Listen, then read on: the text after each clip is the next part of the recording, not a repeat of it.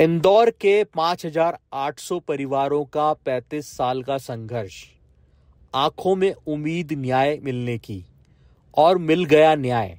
मजदूरों के अकाउंट में अथक परिश्रम के पैसे आ गए। यहाँ बात हो रही है इंदौर की हुकुमचंद मिल की। हुकुमचंद मिल के मजदूरों की 3 दशक से चल रही लड़ाई वे जीत गए हैं, और इस लड़ाई में उनके वकील गिरीश पटवर्धन की भूमिका भी बहुत महत्वपूर्ण है। 30 साल तक मजदूरों से बिना पैसे लिए पटवर्धन उनके केस लड़ते रहे, न्यायालय में अर्जियां लगाते रहे। इस बीच 2200 मजदूरों की मौत भी हो गई, लेकिन किसी ने भी जज्बा कम नहीं किया और लगातार संघर्ष करते रहे, और अंत में जीत हुई सत्य की। मजदूरों को तो पैसा मिला ही मिला।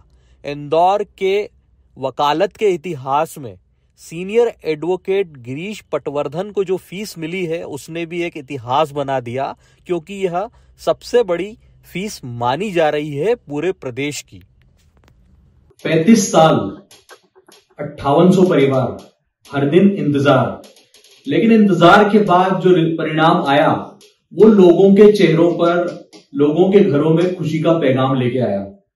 इसके पीछे मेहनत इंदौर के सीनियर एडवोकेट गिरीश पटवर्धन जी की है, जिन्होंने मजदूरों की तपस्या में न केवल सहभागिता की, बल्कि उनका धैर्य बनाकर रखा और मनोबल भी बढ़ाते रहे।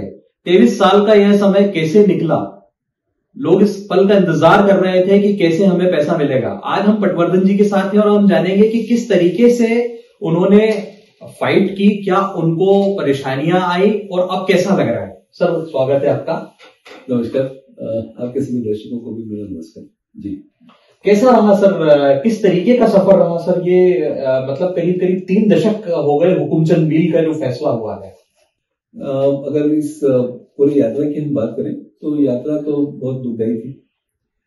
3 मरते लोग नजर आते थे, उनके परिवार का दुख दिखता था रोज। 2200 लोग मर चुके हैं अभी तक।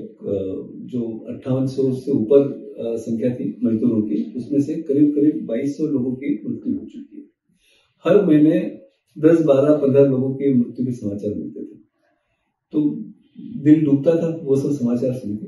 मगर चूंकि प्रक्रिया जो होती है वो तो इसी तरह की होती है। हुआ था कि ये पूरा मामला यहाँ से जब रकम तय हुई कि मजदूरों को 223 करोड़ के करीब मिलना है, तो 229 करोड़ के करीब, तो वो उसकी रिकवरी के लिए पूरा मामला जो है वो भेज दिया गया डीआरटी मुंबई के पास। और डीआरटी मुंबई ने उसके अंदर कोई प्रयास ही नहीं किया कि वो रकम की वसूली करने के लिए उन्हें जो एक ईमानदारी से कोशिश होना चाहिए थी वो नहीं हो पाई। हम लोग चूंकि इंदौर में थे और मेरे साथी जो धीरज सिंह पवार हैं, वो लगातार इस मामले के लिए बंबई जाते रहे। बंबई में वहां की जो डीआरटी कोर्ट है वहां उपस्थित होते रहे, अपनी ओर से जो मजदूर की व्यथाएं हैं वो बताते रहे, लेकिन वहां से कुछ नहीं हो सका। अंततः ये मामला फिर डीआरटी से निकलकर इंदौर कोर्ट में आया, हाईकोर्ट में आया, और फिर हाईकोर्ट ने नए सिरे से जमीन के बेचने के लिए कार्रवाई शुरू की। लेकिन चूंकि शासन की इसमें मंशा नहीं थी कि ये हो पाए, तो किसी न किसी वजह से ये लंबा खींचता गया। महापौर जी जब एडिशनल एडवोकेट जनरल थे, तो उन्होंने ये जो मजदूरों की भीड़ कोर्ट में आती थी उनको देखा था, और शायद तभी से उनके दिमाग में ये बात नहीं होगी कि इनके लिए हमें कुछ करना है। जब वो महापौर बने तो सबसे महापौर बनने के बाद उनका फोन आया और मुझे और धीरज पवार, हम दोनों को उन्होंने बुलाया और पूछा कि इस मामले का निपटारा कैसे हो सकता है। हमने अपनी तरफ से जो हमारे सुझाव थे वो दिए। फिर उन्होंने अपनी तरफ से जो आला अफसर होंगे नगर निगम के, उनसे बातचीत की होगी। फिर मामला आगे बढ़ा। पहले एमपीएसआईडीसी को इसमें इन्वॉल्व किया गया, फिर एमपीएसआईडीसी ने अपने हाथ खींच लिए, तो फिर इसमें हाउसिंग बोर्ड को लिया गया। तो ये अंततः हाउसिंग बोर्ड और नगर निगम, इन दोनों के बीच में ये बातचीत हुई, तय हुआ कि इसका डेवलपमेंट का काम जो है वो हाउसिंग बोर्ड करेगा, और इसके एवज में जो देनदारियां हैं उसका भुगतान वो लोग करेंगे। ये कुल मिलाकर इस तरह की है। बाकी जो उतार चढ़ाव आए हैं वो तो बहुत सारे हैं। इसका लैंड यूज चेंज करने के लिए एक याचिका हमें दायर करना पड़ी।